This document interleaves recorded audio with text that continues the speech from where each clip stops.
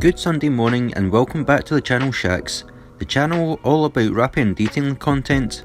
Subscribe to the channel if you want to see more content from us and hit the bell icon so you don't miss our next upload.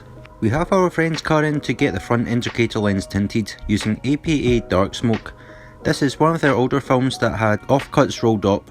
I realised that when I was cleaning the lens it was quite loose as you had seen. Hunter reckoned the car had been in a front end accident before he purchased the car. It's great to use up the offcuts so it's not wasted.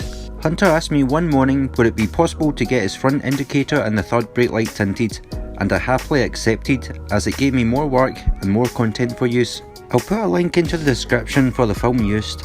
It was a nice morning when I was carrying out the work, the sun glaring with blue skies, but at the same time I was quite cold. I had my jacket on this time. When my last video I only had a jumper on. The glaring from the sun was reflecting off my phone that was used to record the content onto my jacket. If you like what you're seeing, remember to hit the like and subscribe button.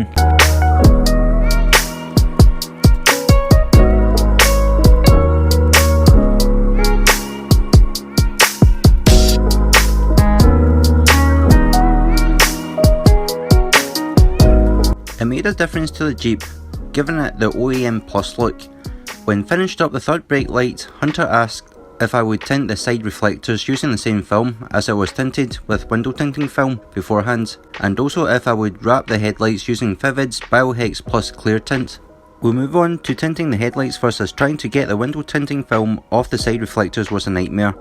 You'll see it in the next clip after when I finish the headlight. As you can see, there's lots of wrinkles on the side of the reflectors. Comment down below if it's possible to use window tints to tint lights with. Understand some shapes of lights are too complex for window tinting films. You can see the effects the film gives when the sunlight hits it, as I also have the film installed on our car, but I'm thinking of changing them next year.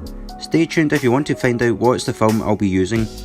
This film is particularly easy to use, even though it's thicker than the APA light tinting film. I'll put a link in the description. This headlight is a bit domed, so I had to stretch the film out to conform to the shape of the light, but don't stretch this film too far as it will distort the hexagonal patterns that's on the film. Remember to always post heat the film, as this will kill the memory when the film is stretched. This is also an indication to check to see if the film will lift or not in the next week or so. If you see the film start to lift, you can always lift it back up and lay it back down without stretching it too much.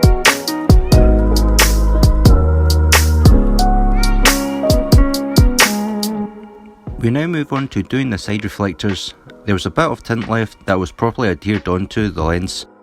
I was using with what fingernails I had, trying to pick away at it, spraying IPA hoping it will get under the film to loosen up the adhesion. I didn't want to scrape it off with a blade as it would take a layer of the lens away as it's plastic. Hunter told me just to tint over it if I can't get it off, but I wasn't going to give up and didn't want to make my work look tacky. I went at it and I managed to get all the rest of the previous tint off. After finishing tinting both the reflectors, and by the time I hit the stop recording button, it was just over 24 minutes, as this should have been a 2-minute work the most. I spent most of the time fighting getting all the old tint off, but I've succeeded.